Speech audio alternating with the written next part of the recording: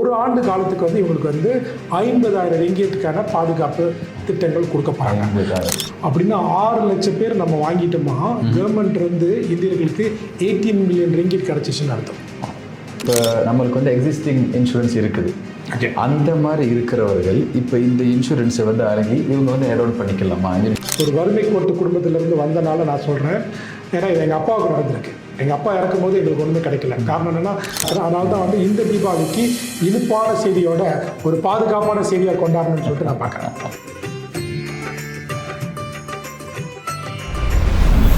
நமது இந்தியர்களுக்காண்டி நம்ம ஒரு சிறப்பான ஒரு சலுகையை, அதாவது தென்னாங் இன்சூரன்ஸ் என்ற ஒரு பேக்கேஜை, ஒரு ஸ்கீமை நம்ம வந்துட்டு இந்தியர்களுக்காக கொடுக்க இருக்கின்றோம். ஸோ அதை பற்றி இப்போ நீங்கள் கொஞ்சம் விளக்கலாமா?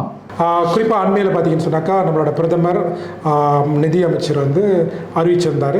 எஸ்டிஆர் பெறவங்க அப்படின்னா இந்த வறுமை கோட்டில் இருக்கிறவங்க பலரும் பார்த்தீங்கன்னா இன்றைக்கு வந்து ஒரு பாதுகாப்பாக இல்லாத இருக்கிறது வந்து நம்ம எல்லாரும் அறிகிறோம்.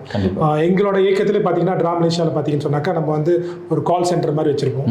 அந்த கால் சென்டருக்கு அதிகமாக வந்து வர கால் பார்த்தீங்கன்னு சொன்னாக்கா, எங்கள் கணவர் இருக்கும் போது எனக்கு வந்து நல்ல இன்கம் இருந்துச்சு, நல்ல வீடு இருந்துச்சு, இப்போ அவர் இறந்துட்டாரு, இது இல்லை.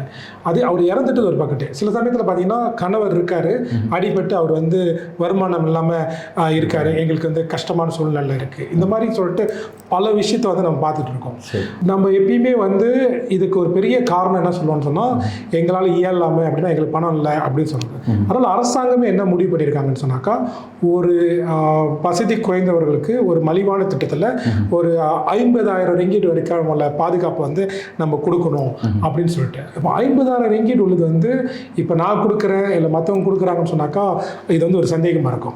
அப்போ வந்து ஒரு பிரதமரை அறிவித்து இதுக்கு வந்து ஒரு பேங்க் நகரா இதுக்கு பல இன்சூரன்ஸ் கம்பெனிகளாம் சேர்ந்து நாங்கள் வந்து இதுக்கான திட்டத்துக்களை கொடுக்குறோம். அதில் பல திட்டங்கள் இருக்குது. இப்போ நாங்கள் பேச போகிறது பர்டிகுலராக ஒரு இன்சூரன்ஸ் கம்பெனி வந்து எப்படி கொடுக்குறாங்க.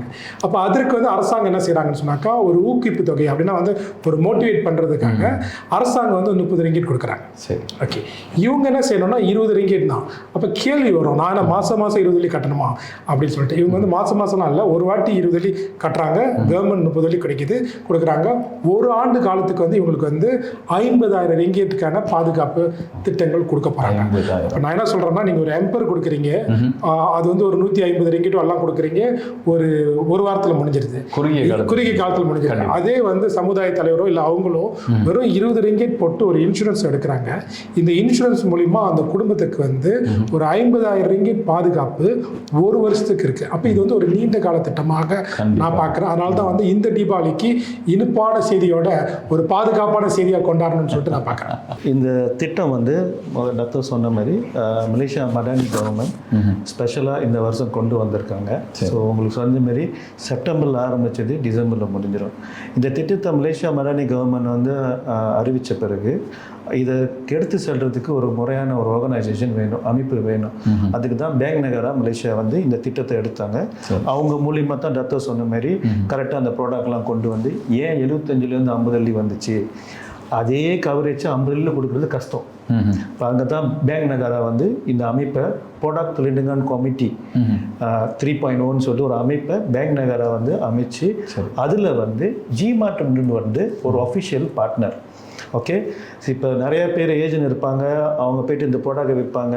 கரெக்டான அஃபிஷியல் பார்ட்னரு கூட நீங்கள் போய் செய்யலைன்னா உங்கள் காசு எங்கே போகுது, உங்களுக்கு இன்சூரன்ஸ் கிடைக்குதா இல்லையா எங்களுக்கு தெரியாது. இப்போ நான் என்ன சொல்கிறேன்னா, நீங்கள் ஒரு எம்பர் கொடுக்குறீங்க, அது வந்து ஒரு 150 ரிங்கீட்டோ எல்லாம் கொடுக்குறீங்க, ஒரு வாரத்தில் முடிஞ்சிருது, குறுகிய காலத்தில் முடிஞ்சிருது. அதே வந்து சமுதாய தலைவரோ இல்லை அவங்களோ வெறும் 20 ரிங்கீட் போட்டு ஒரு இன்சூரன்ஸ் எடுக்கிறாங்க.